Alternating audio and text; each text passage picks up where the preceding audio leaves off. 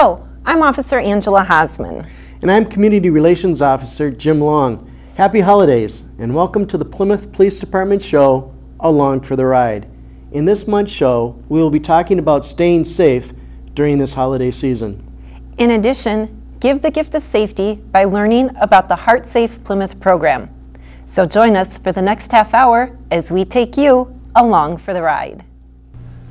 When most people are asked what police do, they respond, put bad guys in jail or give out speeding tickets. Well, that is a part of our job and to protect the public. However, that doesn't just mean arresting people or issuing traffic tickets. It also means helping people in other types of emergencies, such as medical situations. The Plymouth Police Department responded to approximately 1,600 medical calls during the first 8 months of 2013 alone. This averages to about 200 medical calls per month, or about 6 per day. Some of these calls are for minor incidents, but others are for serious medical emergencies, such as sudden cardiac arrest. With sudden cardiac arrest, every second counts. According to the American Heart Association, in 2012, more than 383,000 Americans suffered sudden cardiac arrest. Sudden cardiac arrest can happen to anyone of any age at any time, and when it happens, it is nearly always fatal. In fact, the national survival rate is a dismal 7%, and that is why what our guests do is so important. Joining us are Russ Carlson from the Rotary Club of Plymouth and Norm Orkestrom, who is helping the Rotary implement the Heart Safe Plymouth program by providing CPR and AED training. He is also a volunteer coordinator for the Parent Heart Watch, the national voice for sudden cardiac arrest in youth. Thanks so much for both of you for being here today. Thank you. Jim. Thank you for the opportunity. I think that a really good way to start out is by clarifying, first of all, that there's a difference between sudden cardiac arrest and heart attack. Is that correct? Absolutely. Okay. And that's one thing that I think one of the biggest impacts that we can make in our community is to educate people to the differences of a heart attack as we know it and see it on television and what is a sudden cardiac arrest. When someone has a heart attack, or in medical terms a myocardial infarction, it is a blockage of the arteries that feed the heart muscle oxygen. And so you get the classic symptoms of a heart attack, which are sweatiness, chest pain, possibly pain down the arm, the jaw. In women, it's more subtle. It could be anxiety related. It could be palpitations, etc. But there are some signs and symptoms of someone having a heart attack or a blockage. This is a plumbing issue of the heart, and it's very serious. It can be fatal because it can lead to a cardiac arrest. But when a person has a heart attack, what's happening is that their heart muscle is being starved of oxygen, and so they get the classic symptoms. At that point, what we want to do is to recommend that that person sit down and stay calm, and that someone else, or if they're by themselves, to call 911 to let the emergency medical professionals come over and evaluate what's happening. A sudden cardiac arrest is exactly that. It is sudden. Many times there are no warning signs at all. When you have sudden cardiac arrest, your heart suddenly stops, and it stops pumping blood. And typically what happens is your lower ventricles go into what's called ventricular fibrillation. It's a quivering of the heart muscle. It's no longer pumping efficiently, it's just quivering. And it does not pump blood to the brain, therefore you collapse immediately without warning. And at that point, sad to say, you're clinically dead. Okay. Wow. So it is very, Big when you said seconds count, you were absolutely right, seconds do count. Well, Norm, you became involved with this project for a very personal reason. Can you talk a little bit about that? Sure, I'd be happy to. On June 16th of 2009, our son Ted was conditioning with the Wayzata High School football program. It was the second day of conditioning, and he passed all of his physicals. It was in great shape. He ran track in the spring, had been working out all summer. So thankfully, his coaches, Matt Lombardi, recognized that it was a cardiac arrest. Matt started what's called the cardiac chain of survival by telling another coach, call 911 and get the AED. They ran across the parking lot, got the AED out of the school, ran it back out. Matter of fact, a fellow student athlete of Ted's, a fellow teammate, ran the defibrillator out. We later found out that this young man was the fastest kid in the school, so everything was lining up. Right. Everything was perfect. Coach RJ turned on the AED. They placed the pads on his chest. It analyzed that he was in ventricular fibrillation. He needed a shock. They pushed the shock button, and then they provided 2 rescue breaths. On the second breath, he literally sucked in the breath of Dee Schrader, the administrative assistant for the athletic department, and was soon revived. He regained a pulse back. Wow. Excellent. So sudden cardiac arrest can happen to anyone at any age. It's not a senior citizen condition. Right. A healthy child. sudden cardiac arrest is the #1 killer of Americans, over 383,000. So sudden cardiac arrest can affect anyone, and it doesn't matter if you're in great shape or poor shape, black, white, rich, or poor. It does not discriminate, and when it happens, it's deadly unless we do something. Right. Well, thank you for sharing the story about your son, Ted. But I think people want to know, is this something that will happen in the future? Did they find a cause? How was he doing? No, Ted was actually brought to North Memorial first and then transferred to Children's. Went through a battery of tests, and they did not find what caused his sudden cardiac arrest. Wow. We've had subsequent appointments at Mayo Clinic, and they too have not found what caused it. So he's called idiopathic. They don't know. He does have a cardioverter defibrillator implanted now, and over the past 4 years it hasn't gone off, so we're thankful for that. And we're just very thankful that he has a second chance at life, and we have our son. And he's doing great. He's doing great. So obviously that brings us to the Heart Safe program. Russ, can you tell us a little bit about this? Yes, I'd be glad to. Heart Safe Plymouth was a project of the Rotary Club of Plymouth, began about a year ago now. Rotary International is a service organization. Mm-hmm. We're a Plymouth-based club, part of Rotary International. We like to do service locally, mm-hmm. As well as internationally. So this, to me, seemed like an ideal program where we could have a significant impact on our local community, to do very good work. There's no charge for what we're doing here with this program. In this program, we're providing training and education to people who live, work, and play in the city of Plymouth. We're also locating automated external defibrillators, or AEDs, that we have here in the city of Plymouth, and doing everything we can to get them on the national registry. So when a 911 call is placed and it's apparent that a defibrillator would be useful in that situation, the emergency service operator will be able to tell the caller where is the closest AED. What groups do you feel are important to reach? Businesses or other civic groups? Our focus so far, up to this point, has been primarily local businesses, as well as a lot of nonprofits and churches. We offer the training actually to any group that is at least 10 people. We could probably handle groups up to 50 to 100. And is the training, is it appropriate for all ages, like teen to adult, or just adult, or what ages? We'd like everybody to be knowledgeable, mm-hmm. you know, about the techniques and so forth. So actually, anybody that's old enough to really understand what they're seeing, to actually do the chest-only hand compressions. Right. The pace is 100 compressions a minute. Depress the chest by 2 inches and let it come back. That's a physically taxing exercise. Right.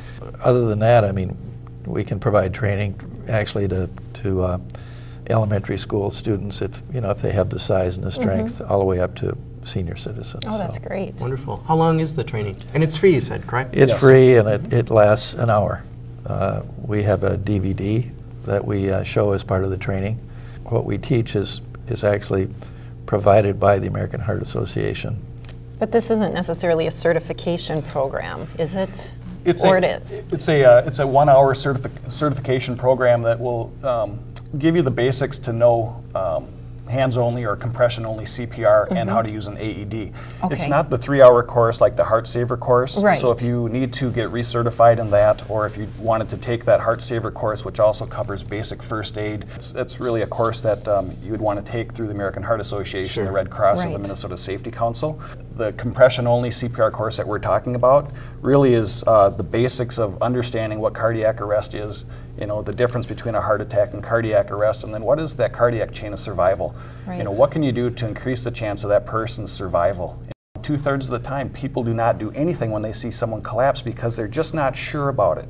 Right. Well, this whole compression-only CPR is something that everybody can do, and what it does is it really buys time in order to get the automated external defibrillator on that person. Right. The AED really is the key Right. to shocking that heart out of ventricular fibrillation and restoring a normal heart rate. I think a lot of people, sometimes that fear is that they don't want to be wrong or start CPR when they shouldn't, and that's addressed in the training, correct? Right, right. We go over that often because they say, and we say, any CPR is better than no CPR. Right. And we have the Good Samaritan law in the state of Minnesota, so if you, in good faith, make an attempt, Yep. you can't be sued. Right. That's great. Well, I want to hear a little bit about the award that you earned in September. Well, the Heart Safe Communities program is actually, there are two locations in Minnesota that oversee the program, Alina Hospital and North Memorial Hospital. And we've been working with the Alina Health program. And for us, our focus really has been on training, conducting training sessions, training over 500 people up to this point, and also the location of AEDs within the community. We have 4 training teams within the Rotary organization, plus Norm, that are available, to go out and conduct this training, these 1-hour sessions. And we've identified about 125 AEDs, and we have the locations, the phone numbers, the contact persons within these organizations, and we've encouraged all of them to get the AEDs on the National Registry. Right now, going forward, our focus is on providing more community training, and hopefully programs like this, through getting the word out, we'll have more general citizens able to call in. We did team up with Night to Unite and tried to get the word out to block parties as much as possible, the availability of this training. And that proved to be fruitful as well. We did train in a group recently in their home. So we had a group of 12, 15 individuals that got trained. Wonderful. And I think that's important because you said you've reached about 500 people so far in the past year that you've been going with the Plymouth Heart Safe program. But I think it's great for individuals to know they don't have to necessarily be part of a formalized group or business, but you can just get a group together in your home to learn how to use this training. Absolutely. And that's valuable because you could be out, shopping an individual and know that you can do this CPR on someone. We conducted our first training session at the Plymouth Public Library in October, and plan to do additional sessions every quarter, and that's an example of the public trainings that we hope to hold here going forward. We like to provide refresher training every 2 years, so we'll be going back to those groups that we've already trained and asking if we can train them again. Good. Now, I know people are very interested not only in this program but also CPR in general. Who should people contact if they want more of the CPR training? Probably the best place to find contact information would be on the Plymouth Rotary Club website. The website is www.rotaryplymouth.org. Do you have to be a Plymouth resident to take this training through the Plymouth Rotary? No, you do not. Many of the people who actually work in Plymouth clearly come from outside the city.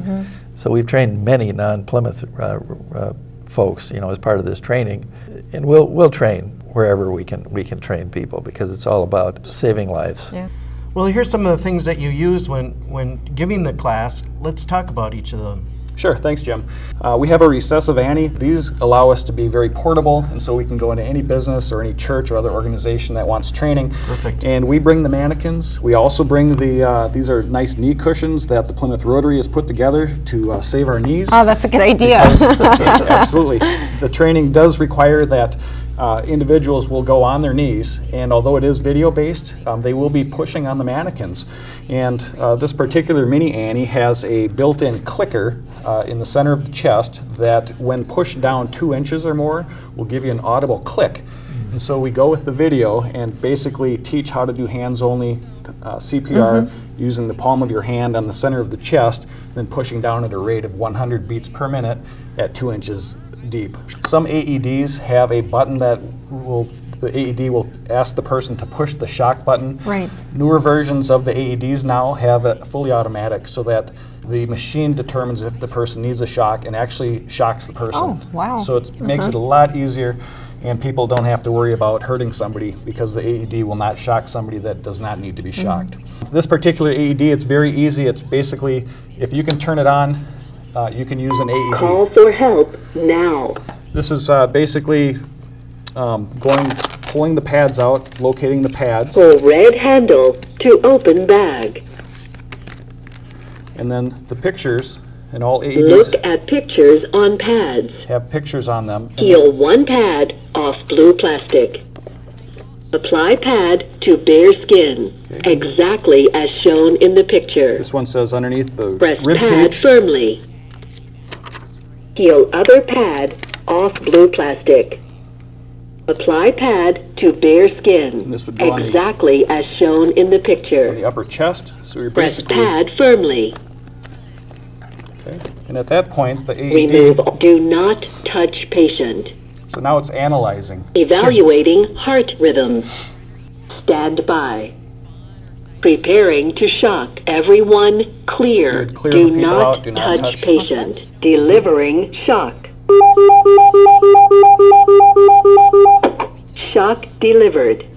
Provide chest compressions and rescue breaths. Are these expensive? Is it something that an organization could purchase, or can an individual purchase one of these? AEDs are approximately $1,000 to $2,000. Okay. Yes, there is an investment to this. There's also some responsibility if you do have an AED, because we want to make sure that the AED is checked at least monthly to make sure that everything's working. And although these are smart machines, they do a self-check every day to make sure that they're operating correctly. The number one cause of failure for AEDs is because people don't change the batteries after a couple, Right. 2-3 years. And there's a schedule, and that's why Russ was so adamant about getting AEDs on the National Registry, because it sends monthly reminders to check your AED. Well, thanks. All right, Thanks well, for thank showing you us. so much. You're very welcome. You're very Thank welcome. you. Thank you. We shared some very important information on what to do in a cardiac emergency today. However, in order for medical personnel to provide the best care, it is important to have quick access to medical information. The File of Life program is a card that contains important personal medical information that is easily accessible by police and ambulance personnel in the event of a medical emergency. The card comes in a bright red sleeve and is placed on the outside of your home refrigerator. Stickers are available to affix to your front door to let emergency personnel know that you participate in the File of Life program. Call 763-509-5147 to request File of Life cards. The cards are free. Remember, when it comes to medical emergencies, every second counts.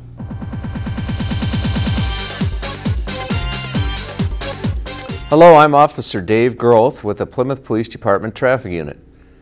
Driving can be tricky in the winter, so you need to be prepared to adjust your driving to changing winter weather conditions.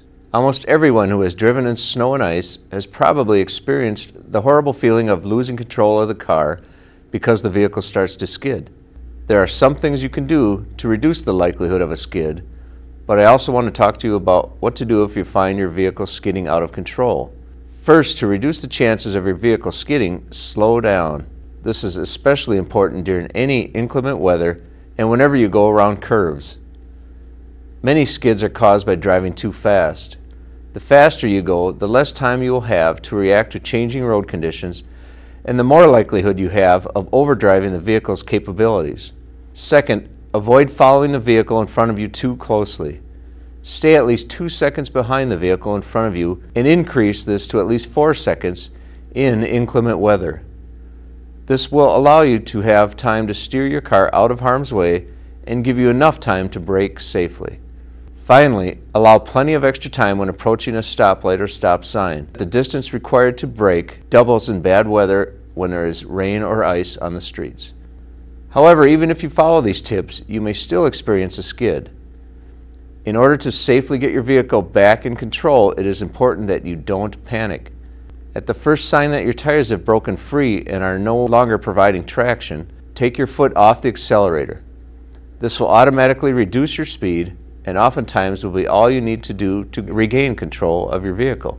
Next, without overreacting, slowly turn the steering wheel in the direction that the rear end is moving. For instance, if the rear end of the car is fishtailing to the left, steer to the left. Try not to overcompensate with steering. If the car's rear end begins to fishtail to the other side, slowly steer in that direction. Stay calm and continue to steer in the direction of the rear end until the car's path straightens out. If necessary, stop the vehicle in a safe place after you have regained control and collect your thoughts and calm your nerves. We hope that you'll never experience a skid, but if you do, you now know what to do to bring your car back under control. Drive safely this holiday season.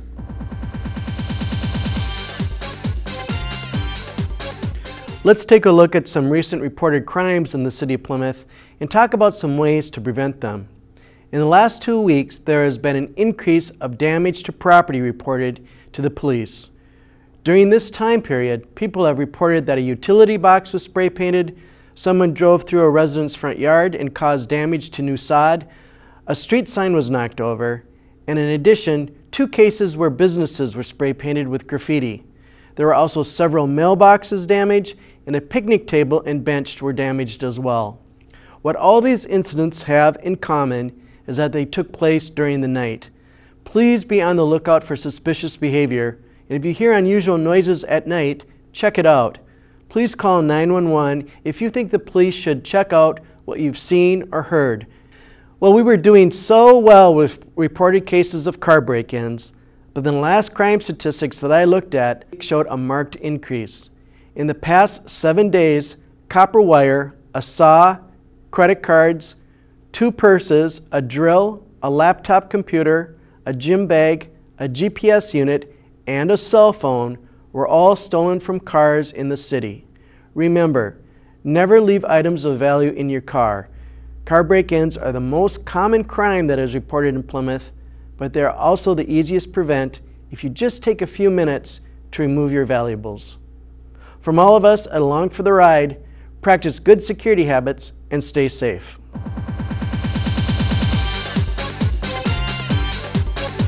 Let's get to our viewer questions. Our first question is from a resident from Plymouth who asked, I live in an apartment and I have a problem with my upstairs neighbor. He walks really loud and he is up most of the night. I have to get up early for work. I've tried talking to him and it didn't do any good. I think he is doing this on purpose. I have tried talking to management, but they told me to call the police. What can I do? This can be a very difficult situation to deal with. First, police have to determine if the noise is illegal or not. Plymouth has a noise ordinance in effect 24 hours a day. However, it is between the hours of 10 p.m. and 7 a.m. that the threshold for noise is much lower. Between the hours of 10 p.m. and 7 a.m., noise cannot be heard outside the 4 walls of your residence, or if the source of the noise is outside for more than a distance of 50 feet. However, sometimes normal living noises do carry through shared walls, floors, and ceilings more than we would like. Normal living noise, like walking, babies crying, water running, is to be expected, and it does not necessarily violate the noise ordinance. However, having a loud party, banging on the walls, or playing the TV or stereo loudly can all be violations of the noise ordinance. If you suspect the noise your neighbor is making violates the noise ordinance, you can call 911. Police will respond to the residents and determine if the noise is a violation or not. If they determine a violation has occurred, police will make contact with the resident and either give them a verbal warning or issue a citation. Now, our next question addresses a topic many parents and kids want to know more about. So today we are going to answer the question, what is the curfew law in Plymouth? The City of Plymouth adopts the Hennepin County Curfew Ordinance.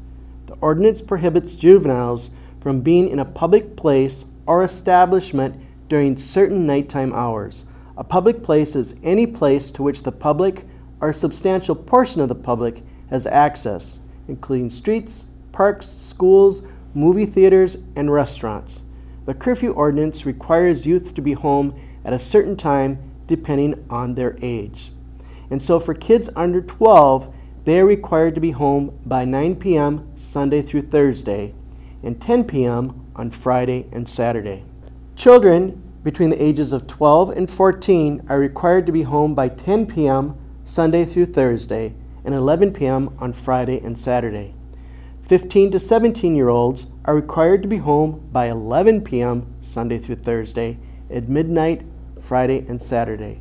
The curfew is lifted at 5 a.m. 7 days a week. Violation of the curfew ordinance can lead to a fine or a court appearance. Do you have a question for us? If so, call us at 763-509-5139. If you give us your address, we will send you an Along for the Ride coffee mug. Holidays are supposed to be full of cheer. Don't let a criminal ruin your holiday season. Jim and I wanted to discuss some simple steps you can take to help reduce the chances of becoming a victim of a crime this holiday season. Well, let's start off with shopping tips. The tendency to carry larger amounts of cash is greater during the holidays. If you must carry cash, take only the amount you plan to spend when shopping. Keep all money in a safe place and avoid flashing your money in public. But if you use debit or credit cards, you also need to be careful. Credit card companies may hold you responsible for all purchases until the card is reported lost or stolen. So you still need to take steps to prevent credit card loss. Keep your credit card and debit cards in a safe place. Take only the cards you will need for shopping. Make sure to get your card back from the clerk after a purchase. And report any losses immediately. Be sure to keep a record of your credit cards and phone numbers to call in case the cards are lost or stolen. Check your credit card statements for accuracy as well. It's always best not to overload yourself with purchases. Many people drop off gifts in their car and continue shopping. Gifts left unattended in your car can be tempting to a thief. Lock all purchases in the trunk of your car. Don't leave receipts in the bags with your purchases.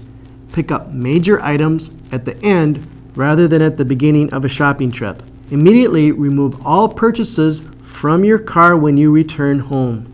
Don't hide gifts in the garage unless you have a strong deadbolt lock on your garage service doors.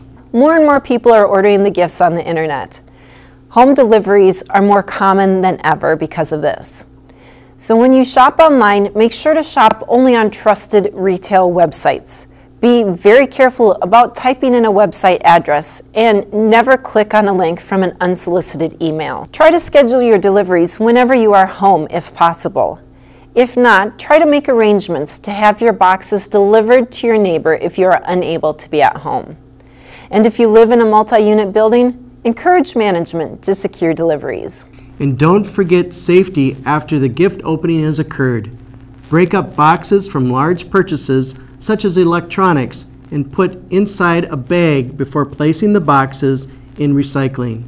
You don't want to advertise to criminals that you just got a fancy new big screen TV or a hot new gaming system.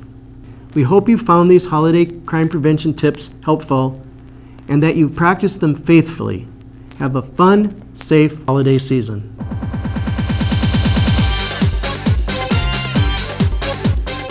In each episode of Along for the Ride, we like to highlight some outstanding work by members of the Plymouth Police Department.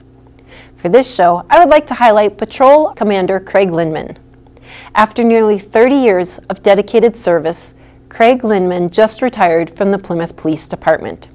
He started with the department on January 16, 1984. He has held a wide range of positions in the past 30 years, including being a patrol officer, field training officer, DARE officer, detective, patrol sergeant, special operations lieutenant, services captain, and patrol commander. All that you have done for the department is greatly appreciated. Craig Lindman, who is also a Plymouth resident, has decided to become a snowbird in Arizona during the Minnesota winter months.